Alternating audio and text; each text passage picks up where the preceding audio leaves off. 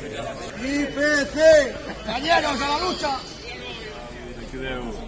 Bigarren astea mobilizatutan gabitz, aurreko asteen pare batzuk genituen, eta enpresai eskatzen diuna da aurreko astelenen genuen azkenengo proposamena, IPCa bermatzeko 3 urtetako konbenio baten, eta enpresak eskainizon azkenengo proposamena onartuko genuke, kenduta IPCa bermatzea eskatzen duen hori. Eta, bueno, aste honetan gaur greba egun bat dekituta daukeu, eta urrengo 2 astetako urrengo asten beste 2 greba egun dekituta dauzkeu, eta hemendik 2 asteta 3 greba egun dauzkeu dekituta daukeu. Eta eskatzen dugu enpresai, aurreko astelenen indako proposamen horri erantzuteko, badala garaia, ja aste eta piko pasada, eta zaila gaudela, noiz erantzuten dugu.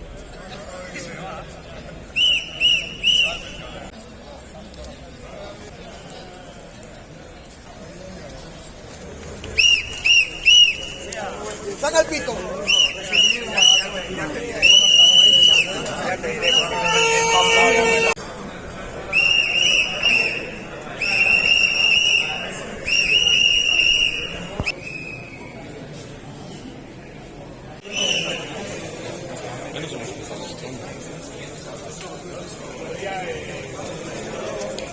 ¿Quién es? Esta semana toca los juegos de la